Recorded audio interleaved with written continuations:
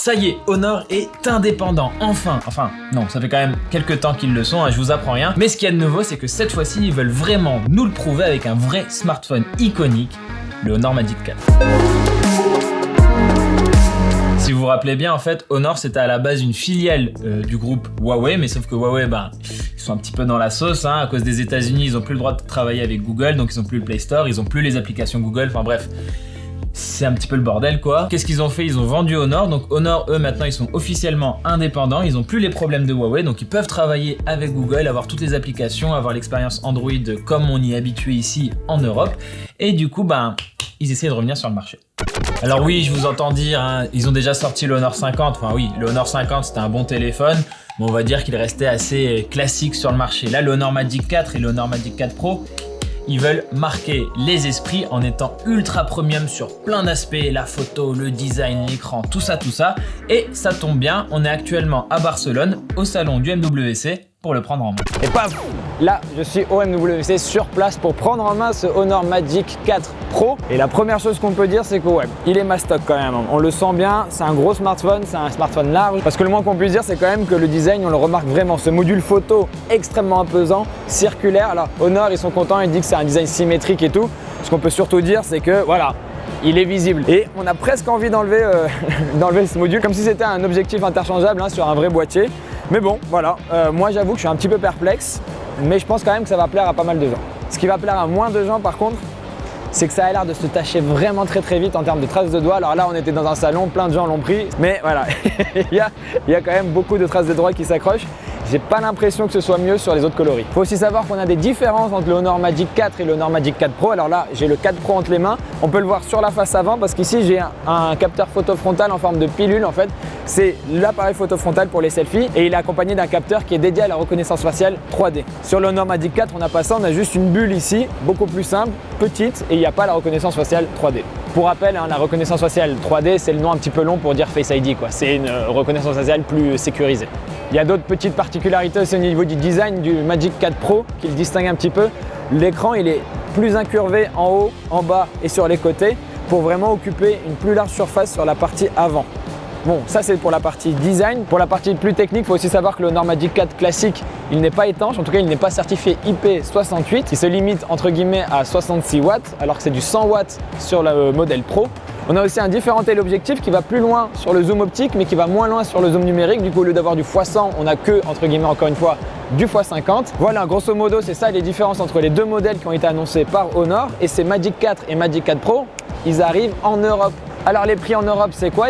Il faut compter 899 € pour le Magic 4 et 1099 € pour le Honor Magic 4 Pro. Tout ça, ça arrive dans le courant du printemps, donc là, on est encore un petit peu dans le vague.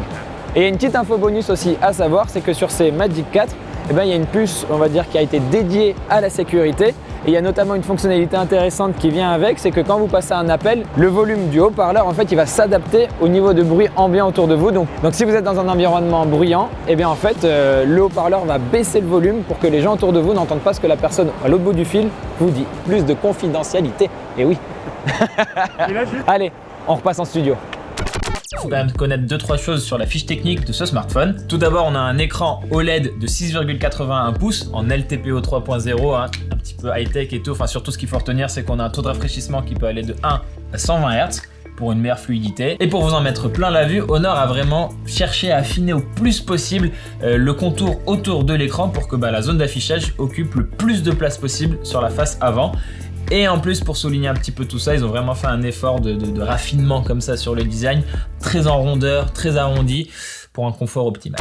À l'intérieur du téléphone, on a un Snapdragon 8 Gen 1, c'est la dernière puce de Qualcomm, dernier cri, ultra rapide, ultra haut de gamme, enfin bref, on est servi. Sur la photo aussi, on est servi parce que pour le Magic 4 Pro par exemple, on a un capteur principal de 50 mégapixels, pour le grand angle, on a aussi 50 mégapixels pour l'ultra grand angle et on a un téléobjectif x3 de 64 mégapixels. Du coup, en gros, on a 3 capteurs avec des grosses définitions. Et là, pour le coup, Honor a vraiment voulu bombarder en termes de promesses. Par exemple, ils ont vraiment dopé leur appareil photo à l'intelligence artificielle, notamment sur un point qui m'a paru assez intéressant. On va voir évidemment ce que ça donne dans un test, mais en gros, ils ont vraiment travaillé pour faire en sorte que les différentes caméras du smartphone collaborent vraiment très bien entre elles pour que vous sentiez quasiment pas la différence entre un x0,6, du coup l'ultra grand angle, jusqu'au zoom numérique x100, que que vous passiez de l'un à l'autre comme ça et tout, en passant au milieu, enfin bref, que tout soit fluide. Il n'y a pas que ça, parce que sur la vidéo aussi, il y a des promesses comme ça avec un label IMAX Enhanced. En gros, c'est un petit peu comme les promesses des iPhone Pro avec le format ProRes. Ils veulent se rapprocher de la qualité Hollywood. Vous êtes Martin Scorsese là. Vous êtes Quentin Tarantino, il s'appelle. Et j'ai pas fini parce que Honor promet aussi de pouvoir prendre des photos en haute définition pendant que vous filmez. En gros, c'est pas seulement une option qui permet de faire une capture d'écran de la vidéo, ça c'est pratique et ça existe déjà. Là vraiment, c'est en mode vous faites une photo, elle sera en full définition, vraiment de qualité et avec tous les algorithmes derrière pour le traitement d'image, tout ça. Donc même sur la batterie, il y a aussi de grosses promesses. Honor a notamment parlé d'une charge rapide à 100 watts en filaire et en sans fil, du 100 watts en sans fil aussi, ouais, c'est comme ça.